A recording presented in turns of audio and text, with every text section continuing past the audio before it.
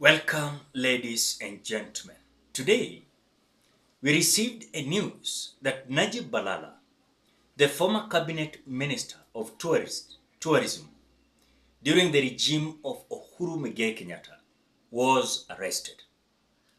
When I was just watching and listening to the news, I realized that there's something, a game plan that is being played here by EACC. I want to ask a simple question. What is this crime that Najib Balala has come out to commit that Henry Rotich was declared innocent when it comes to the case of Aror Kimware Dam? What is this crime that Najib Balala has committed than the cases that even reached a time where Rigathi Gachagua was to be charged when it comes to scandal of corruption? The same too applies to these four cabinet ministers in the regime of William Samoei Ruto. We are having Moses Kuria, we are having Mintika Linturi, we are having Njuguna Ndung'u, and we are having the cabinet minister of labor, Florence Bore. I want to ask a simple question. When Uhuru Muigai Kenyatta came out declaring a war against these corrupt cabinet ministers, it was William Ruto who came out showing a kind of declaration, roadside declaration, that Uhuru Muigai Kenyatta was targeting his supporters. So as we speak, all the supporters of William Ruto has been declared innocent, and no one is having case in the courts as we speak. What I have realized with this issue of EACC, there's a kind of biasness. This is just simply biasness. Because you cannot come out to tell us that now those who are in this Kenya Kwanza government, they are innocent. And in fact, it reached an extent that Kenyans are asking themselves, if there is a lot of scandals in between William Ruto's cabinet ministers, and William Ruto himself is not speaking, these people are not being accused. They are not being charged. But when look during the regime of Uhuru Muigai Kenyatta, you could see Uhuru Kenyatta coming out to fire CS. How many cabinet ministers Uhuru Kenyatta came out firing? People like Chelugui, people like Davis Chirchir. These are individuals that were fired. So immediately Uhuru Muigai, or rather William Ruto, took over. He started following or going after Fred Matiang'i because of the issue of the land in Ruaraka. The same thing is happening with William Ruto when he realized that these individuals whom he's going after, they are becoming loyal to him, then their cases are being withdrawn.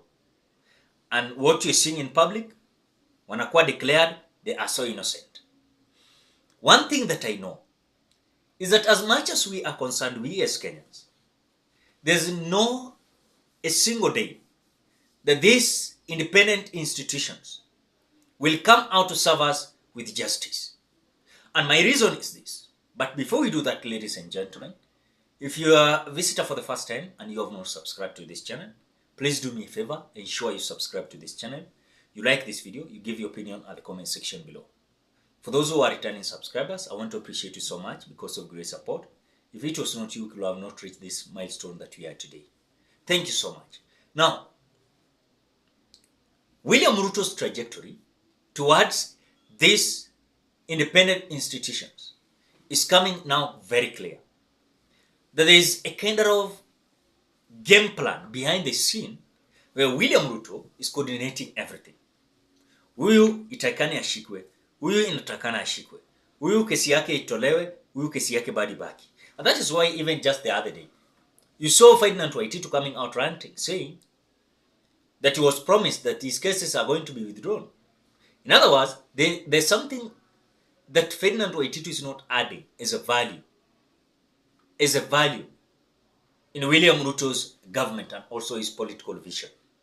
And that is why when William Ruto realized that someone is tangible when it comes to politics in the Republic of Kenya, or rather when it comes to the leadership, will come out to declare that person is innocent.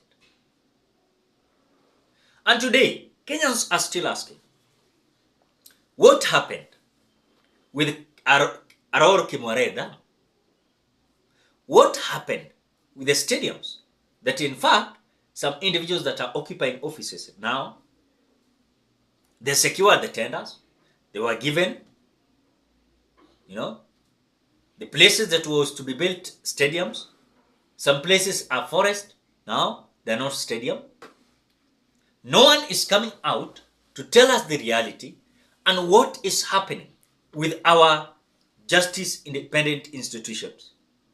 And that is judiciary and EACC, together with the DCI. Because when look at the case of Rotich, when it comes to the Aurora and Kimore, we're told that he is innocent. There is no enough evidence to accuse him. Another thing is about the case of Rigathi Gachagua, where he was to return 200 million Kenya shillings.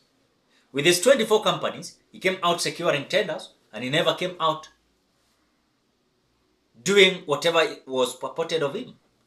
So hii mtu alikuja kudanganya na kasanya pesa za umma na kufanya kile ambacho alikuwa inatakana afanye. So the truth is coming out like this.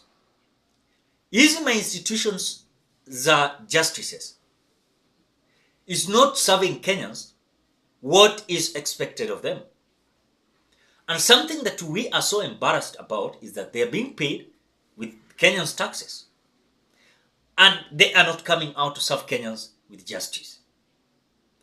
This money that are being eaten by these politicians, these are simple taxes we are giving to the government of the day.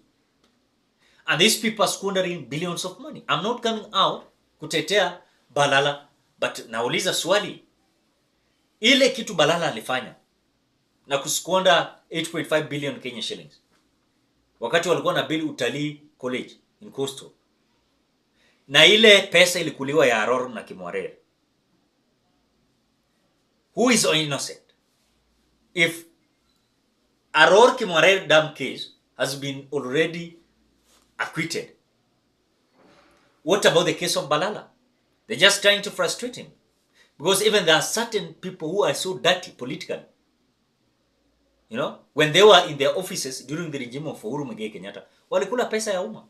Na hakuna mtu yeyote anakuja kuongelelea. So what we're seeing today is just a kind of shame. And I'm so worried in terms of the way our institutions are being driven. And hao watu wanaendea tu Najib Balala kwa bure tu. Wanaweza mpata yako na makosa. Je, hao wengine wenye wanafanya kwa serikali ya William Ruto? Kitu ingine, just the other day, Moses Kuria and the other cabinet ministers walipatikana kwa scandal, edible oil. Hakuna mtu yeyote anafuatilia jamaa. Hakuna. Just the other day again, we have the scandal of oil. Someone Njoroge, who came out importing oil into the country, and those who gave her the money were these individuals in the Kenya Kwanza government. Because during the importation of this oil, William Ruto already alikuwa president. Now cabinet ministers walikuwa kwa ofisi. In fact, they were having influence. So wapatieni hiyo 17 billion Kenya shillings. Huyo mama alete mafuta yake auze yenye atapata pate, but ilikuwa arudishe hiyo 17 billion Kenya shillings, but not again in public coffers, but in these few individuals' pockets. And that is what is happening. So nyewe mnafunikwa macho na Balala ati sasa Balala ndiye yako na dhambi sana. Nothing like that. The individuals wako na dhambi na wako na hii serikali na hakuna kitu yoyote anaweza fanyiwa. Ladies and gentlemen, what do you think?